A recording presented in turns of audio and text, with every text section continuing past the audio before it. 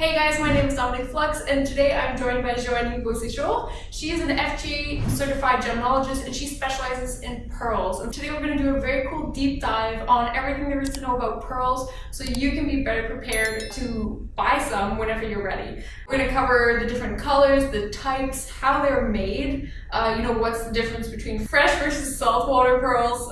So hope you enjoy. Let's jump into it. All right. So the very first question that we want to know is kind of like the basics. So how are pearls made, and what is the difference between, farmed and then natural?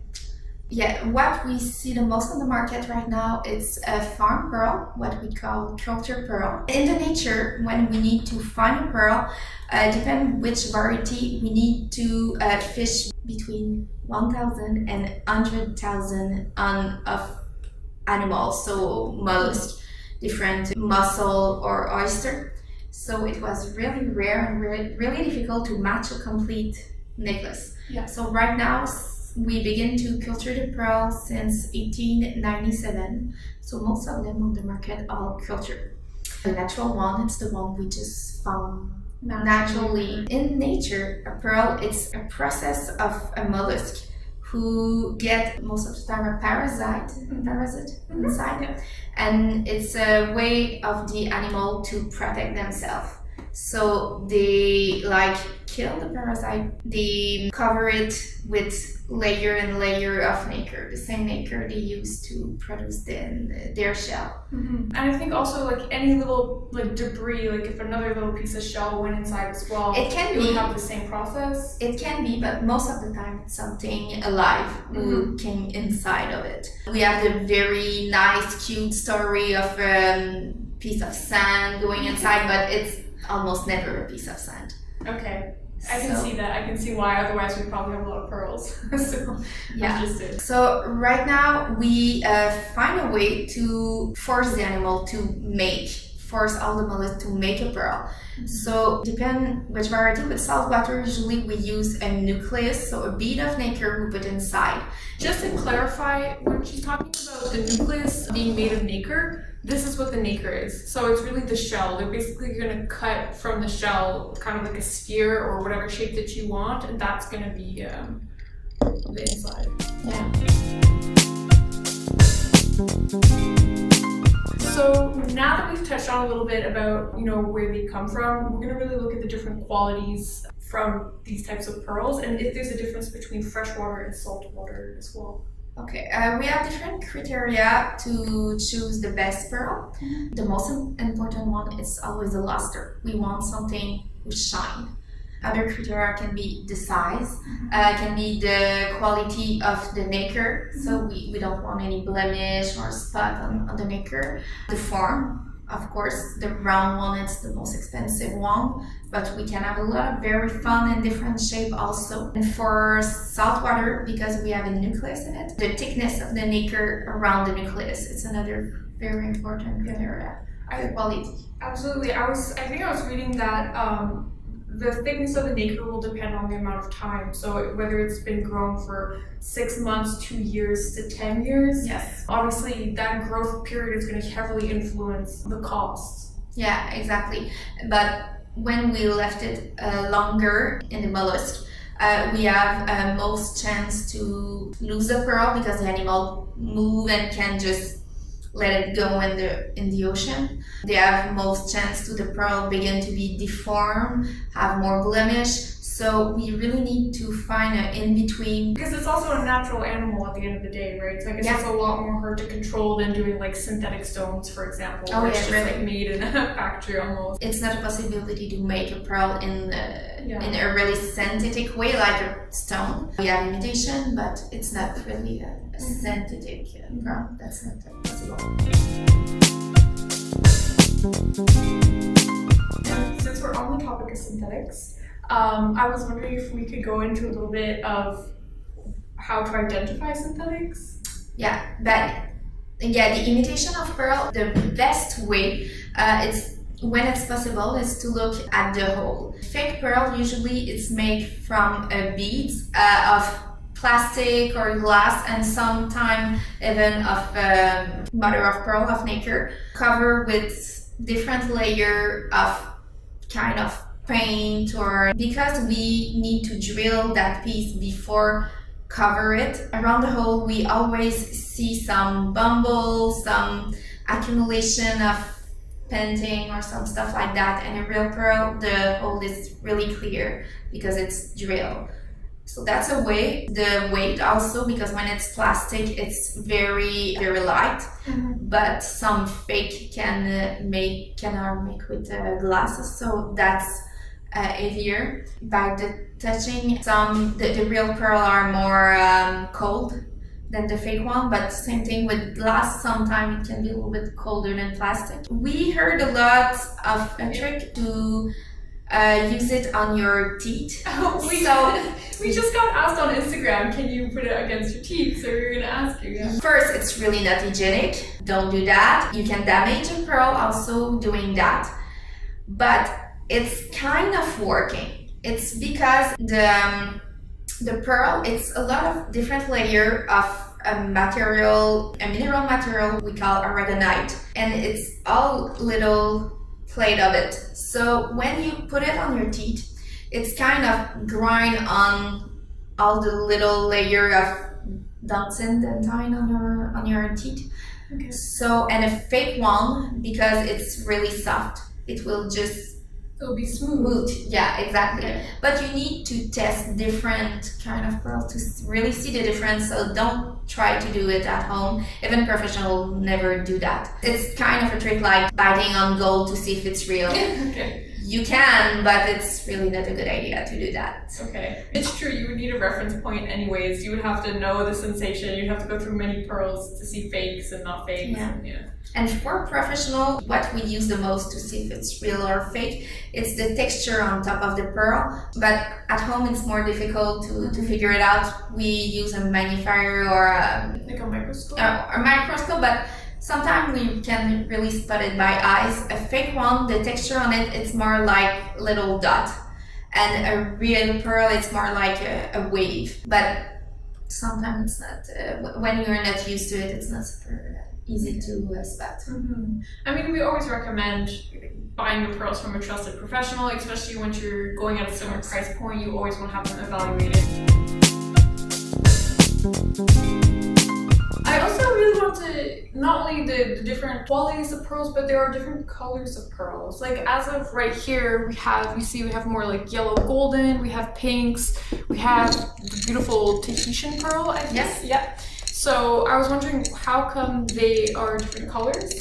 But first we use different mollusks to do different kind of pearl. Like the golden one, it's what we call a salt sea pearl. That's the mollusk, it's the Pinctada maxima. We can find it around Australia, Indonesia, Filipino, and Myanmar. So we can find it in golden white or yellowish white or silverish white. That's an animal who do that kind of color, and it's the only one we can find with the golden natural color. But so when we say like, is the actual like mollusk that produces this color, or it's because of they're eating something in their environment? No, it's really the mollusk. It's really the mollusk. Because the pearl, they use the same nacre what they use to make their shell.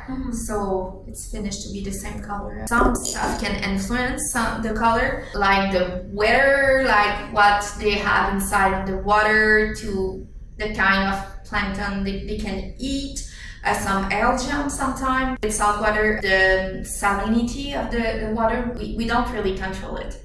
Nature sometimes does what she wants. And are there some colors that are more, let's say, valuable than others, or? When we have a pearl with a very deep color, depending on the variety, it's always more valuable, something with a lot of luster. And some color are more popular in some country than others. Like the golden, it's super popular in Asia and Middle East. More in America, we really love the pink one and the black one. Another variety, very popular, like I tell, it's the Tahitian pearl, what we call the black pearl. It's come from Tahiti, French Polynesia, and it's a Pinctada maxima, Pinctada margaritifera. I wouldn't be able to remember that. We also in saltwater have the very popular Akoya. It's a very small pearl from Japan, and it was the first pearl we succeed to culture by Mikimoto in 1897. And the freshwater we can have in pink, white, peachy, orangey, all the pastel tone. Okay. And it's the only variety who really can make pink color. Pink We colors. cannot find it in any others. Mm-hmm. Oh, it's really beautiful. I love the way that it looks. It's very feminine. I was wondering, in terms, so these are naturally occurring, but when we're getting like, I guess not manufactured, We but can treat dyed almost. Yeah. Would that really decrease the price of a pearl, or? Not necessarily. We can do some treatment on pearl by dyeing or irradiation. It's not really decrease the price because we need a very high quality of pearl to finish with a very high quality of dyed pearl. Usually a dyed pearl can be a little bit more expensive than an undyed because we need to put some work on it to finish with something nice. We have a lot of different shape of pearl. Of course, the most popular and the one people knows the most is the round one. But we can have a lot of different shape and different form. That's who is, I think, more interesting than the round one. In the head of the people, they always think it's all round, but in the nature, it's pretty rare to have a perfect round pearl. And this is why at first, when we began to culture pearl, we culture only round one because it was the rarest in the nature. So we see it for like hundreds of years, just round pearl, and we begin to go back to more natural and different shape right now on the market. Another one we see a lot, it's the drop pearl. This looks stunning in earrings. I love these. Or in pendant. Yeah. That's very fun. The button shape was really similar to round, so it's round on one side and really flat. Most of the time the shape, it's because the pearl occur to be cultured really close to the shell. Like the edge of the shell? Yeah, exactly. Yeah. So this is why we have usually a flat on the pearl. Another shape, it's a baroque pearl. What we call baroque, it's all the pearl who is misshaped with a lot of different irregular shape. And other kind of baroque has name, like keshi. A real keshi pearl, usually it's the name of an accident of production in saltwater pearl. When we try to make a pearl with a nucleus, and sometimes the oyster reject the nucleus and make a spontaneous pearl. In baroque, we have another shape, more and more popular in the last 10 years. It's what we call the fireball. Actually? Yeah, actually it's really a fireball. That sounds like something out of like Naruto. But yeah, it's really look like a kind of a fireball. It's a pearl made with a nucleus, but with kind of a natural tail on it. Usually they have a very high luster, so that's really beautiful. And in freshwater, we can make a lot of pearl with fun nucleus. So stuff like flower, like stars. The coin one, it's a very popular one, so it's round but really flat. We can do some butterfly, some heart shape, no limits. Because like even just for like cool ideas, something like this flower shape would look really great in like a bezel. Like a lot of like the high-end jewelers will do like malachite. They'll do like the necklaces with the malachite. Well, this would almost look very interesting as well inside of it. Another shape we can find, and it's one of my favorite, it's the circle one. It's usually on a baroque. That's Tahitian circle pearl. When we have some line like that on pearl, it's because they have some muscle tighter on the pearl, and because the animal it's living, it's moving, so it's making the pearl turn, and it's making some really round shape around the pearl. We can find it in the Tahitian and the South Sea pearl. And that's an example on Tahitian. We can have different color in the different circle because Tahitian, every layer can be a different color depending on the season. With pearl, the most important thing is always prevention. Pearl, it's natural and it's very sensitive, so you really can lose your all your luster on your pearl if you put any kind of products on it, like perfume, cleaning products, chlorine in the pool. So you need to be very careful. You put your pearl at the end when you finish to do all your makeup, all your hair. Try to not put any perfume in your neck if you want to wear only on the wrists. Yeah. Yeah, so right now be very, very careful with all the pearl and all the cleaning stuff, especially if you have a ring with a pearl. Dirty of the pearl, it's pretty low, 3.5 to 4 on 10, so you can scratch it easily. So when you store it, be careful to not store it with some other metal jewelry, because you can really scratch it. And when you scratch your pearl or lose the luster, there's nothing we can do to restore the pearl. Yeah, you can even just get kind of like those very soft jewelry cloths. You can almost just wrap your pearl necklace in it and put it in a little bag if you want to, in your jewelry box. Yeah. And never left your pearl in the safety deposit box at the bank. Those places keep the humidity in the air very, very low, because most of the people keep paper and in there. But pearl come from water, and they have some water inside. So if you dry your pearl too much, they can crack. Oh, wow. It's not very fast, but some people left it for many years in safety deposit box, and you can really damage your pearl for good. Crazy, but you don't want to also put it in humidity either. You don't need to. Yeah. It's not a problem. You can wash your hand, but be careful with the soap, what kind you use. If you want to clean your pearl because you put something on it, or it's really with the time, sometimes it's going really dirty, you can really just use water. If you have a lot of dirt stuff on it, you can use a very gentle soap, like something you will use for a baby. Okay. And that's working. Be careful if it's a necklace, it's silk thread, and when it's wet, it can really stretch.